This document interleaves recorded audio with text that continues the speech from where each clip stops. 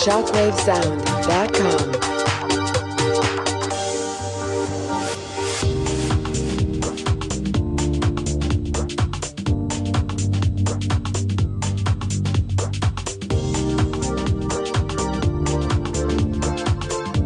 Preview.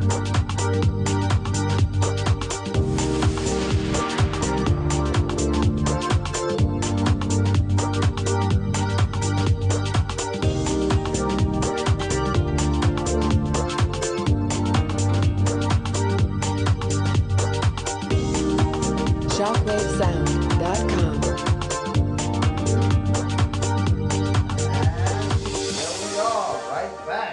I know you're saying, man, that was a quick break. Yeah, but sometimes sometimes you don't take the breaks when you're supposed to. You get a little off. You get excited about talking about this technology, and next thing you know, it's break time. Sometimes you just gotta take a quickie. Whatever that might mean for you, sometimes you just gotta do it. You know what I'm saying? So we're headed into now the Samsung Galaxy. Now Samsung has been on a tear.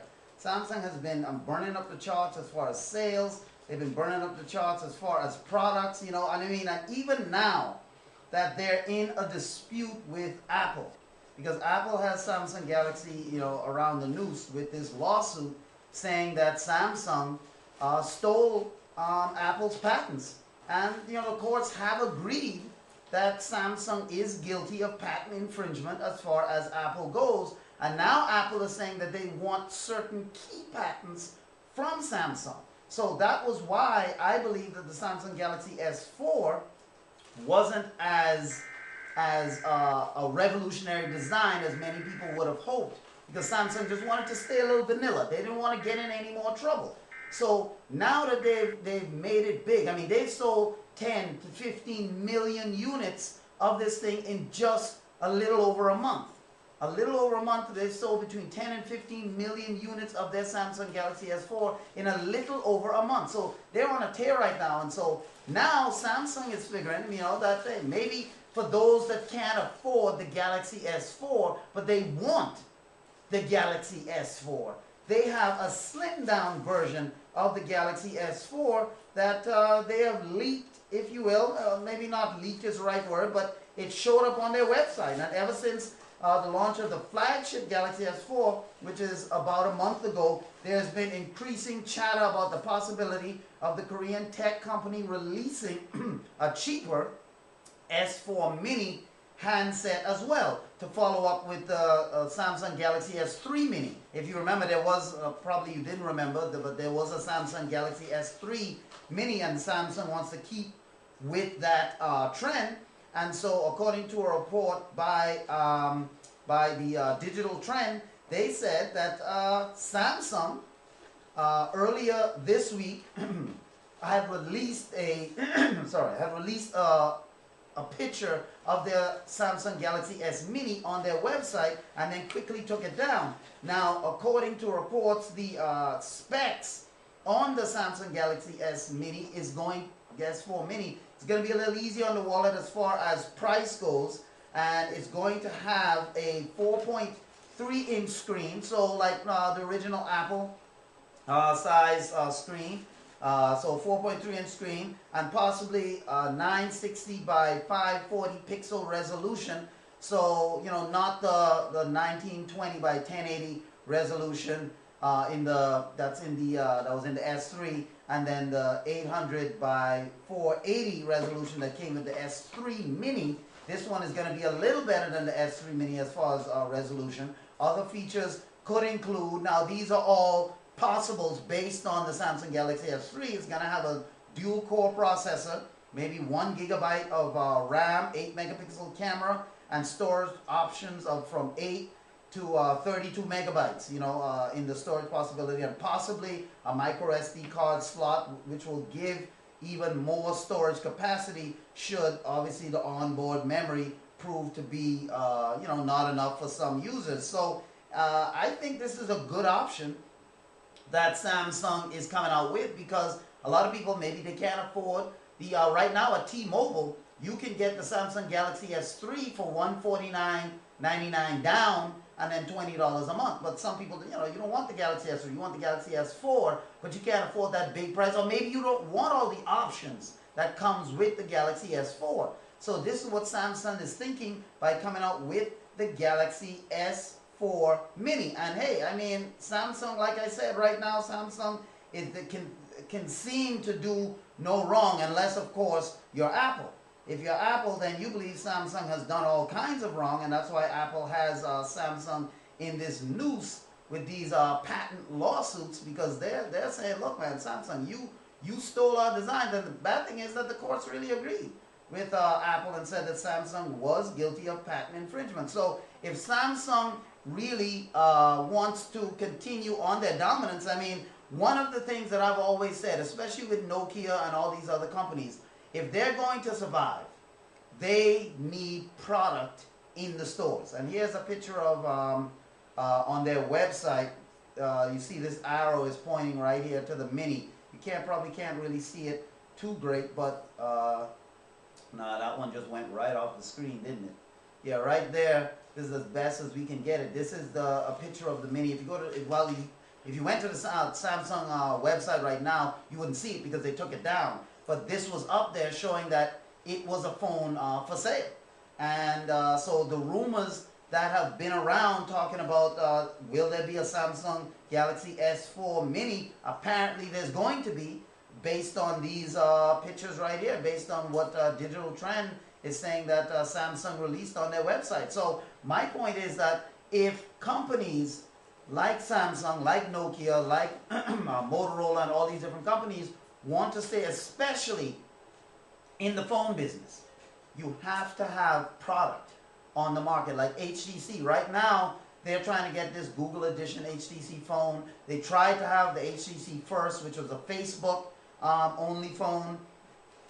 That didn't work out. And, you know, so companies see the need to have multiple products on the shelves, because that's the only way. You can't just appeal to one type of customer. You can have a flagship phone, but you need to have multiple phones that people can have choices, because otherwise you're not going to survive in this in the phone industry if you only have one phone and you're only coming out with one phone like that. And speaking of phones, Nokia, because we're talking about Samsung and their patent disputes, Nokia, they're hitting HTC. You know, remember a while back we said that Nokia filed lawsuits against HTC in the Netherlands, talking about that they infringed on their cameras. They used the same manufacturer that manufactures the cameras for the Nokia phones, used those same cameras in the HTC One's phone. And Nokia filed a patent lawsuit in the Netherlands, and they got an injunction against HTC to remove those phones because the cameras in them were, I guess, under the exclusive use of Nokia. So the company that sold them to HTC One should not have done that. And in the Netherlands, they had the HTC One had to be pulled for those cameras. Now that doesn't affect us here in the U.S. yet, but according to the IDG news service, Nokia again is targeting HTC's latest slate of smartphones, including the HTC One, with a new legal action in the U.S. now that demands that the Taiwanese company cease the alleged patent infringement. Nokia is accusing HTC One and several other HTC phones of infringing on 3 Nokia patents, according to a lawsuit filed by the Finnish handset maker on, what was it, I think Thursday or Friday of last week. The patents deal with the handset's radio frequency identification technology for use with applications. The lawsuit filed in the U.S. District Court of Southern California is demanding HTC stop the alleged infringement and pay damages. Other handset named in the lawsuit is HTC's Droid DNA, the HTC First. Well, they don't have to worry about that because obviously AT&T pulled that, and because nobody is buying it. And last year's generation of the HTC One phones. Nokia also filed a patent infringement complaint with the U.S. International Trade Commission, the ITC. The company said in an email, Nokia said both the ITC and the U.S. District Court complaints cover 9 patents new to its legal dispute with HTC. In total, the company has accused HTC of infringing on 50, not 10, not 20, but 50 of its patents. Nokia added that the Finnish smartphone maker originally kicked off its legal action against its rival back in May of last year, filing lawsuits in both the U.S., Germany, and then later, in the Netherlands. Now, this is just, I mean, to me, if this thing really passes, and the courts side with Nokia, this could be a serious death blow to HTC, because right away the HTC first, okay, let's talk about that for a minute. The HTC first, right away, wasn't selling. AT&T only sold about 15,000 of these units since it came out, and AT&T decided we're pulling it. We're not going to waste our time selling this phone. So right away, HTC they lost money on that. That collaboration didn't pan out. So they're already losing money on that. Then right after that happened, CEOs everywhere from HTC was jumping ship. And not, like I said, not just the warehouse workers, a guy who packs the boxes or a guy that loads the truck decided he quit, so they just got someone else. No, these are key people that were instrumental in the launch of the HTC One. They all packed up and left. And because of that, HTC couldn't get anyone else to fill their shoes from the outside tech community, because people were saying, hey, if you're leaving HTC, we don't know what's going on. We're not just going to go running into it. And so they have a hard time getting people. And now, Nokia was already suing them in the Netherlands for their alleged patent infringement. And now they've brought those lawsuits here to the U.S. targeting the HTC Droid DNA, the HTC First. Like I said, that one you don't have to worry about because that phone has been pulled anyway. And then their HTC One, which is their flagship phone back. I mean, this right here, if the courts side with Nokia, now I know Nokia is trying to make a comeback. They're trying to make a comeback, and the HTC One is selling well. Matter of fact, the HTC One sold more than 5 million units. And I just want you to keep that thought right there. HTC One sold more than 5 million units since it's been launched. We're up against a break right now, but we're gonna come right back and we're gonna continue this conversation, because I see Devin right there. He wants to jump in and give his opinion on this HTC situation. But we're gonna take a break and we're gonna be right back. So just hold those thoughts.